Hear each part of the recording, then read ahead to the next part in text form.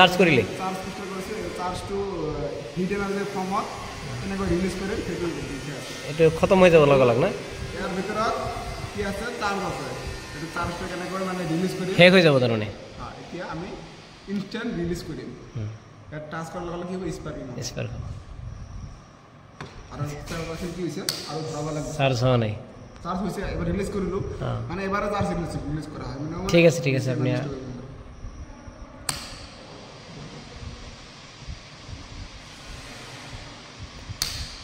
10 second মান কৰিলে হ'ব না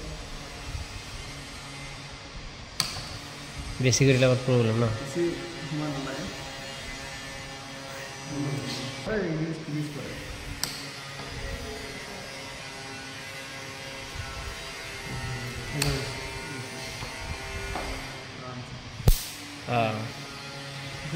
একবাৰেতে ঠিক না মানে যিমান এখানে ৰেজিষ্টাৰ কৰা লগা লগা ৰিলিজ কৰে সেইটো যিমান বেটাৰী চার্জ হতে বহুতখিনি সময় লাগে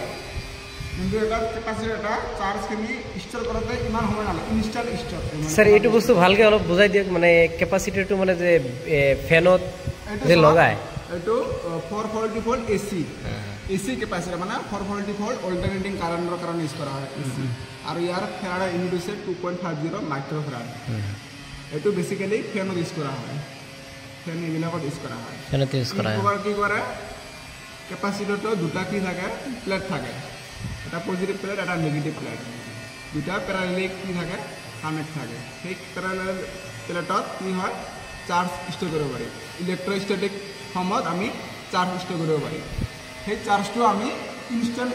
চাৰ্জ মানে স্টোৰ কৰিব পাৰি ইনস্ট্যান্ট ৰিলিজ কৰিব পাৰি বুঝা এই দিছে কেপাসিটৰছৰ কি প্ৰণালী বুঝা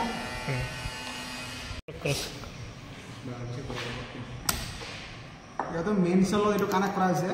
যোনটো 230 ভোল্ট আমাৰ মেইনছ তাৰ পৰা কানেক্ট কৰা হৈছে ইয়াৰ পৰা আমি মেইনছৰ পৰা কেপাচিটৰত এনাৰ্জি ষ্ট'ৰ কৰি আছোঁ এইটো স্পাৰ্কিং হৈছে চোৱা 3 সেকেন্ডৰ এক্সপেৰিমেন্ট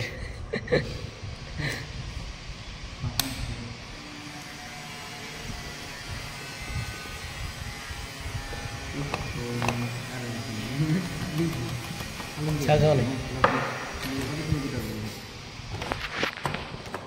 ইয়াত এনাৰ্জি ইয়াত কি এনাৰ্জি নাই ইয়াত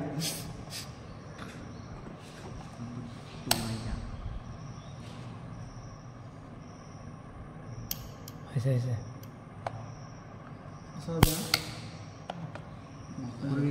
এবাৰে হ'ব মানে ই ৰিলিজ ইনষ্টেণ্ট ৰিলিজ কৰিব পাৰে মানে যিমানখিনি থাকে গোটেইখিনি ৰিলিজ কৰি দিয়ে একেলগে ৰিলিজ কৰি দিয়ে হয় নেকি এইটো কেপাচিটি ধাৰক বুলি কয় হয় না অসমীয়াত ধাৰকত্ব আৰু চাৰ্জ মানে বহুত সোনকালে হৈ যায়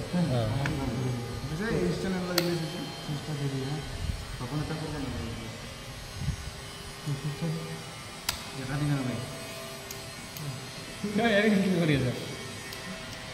ফেনবিলাক ছাৰ এইটো নোহোৱাকৈ চলাব পাৰি লগাই দিয়ে কেপাচিটি নোহোৱাকৈ চলাব পাৰি নেকি ফেন না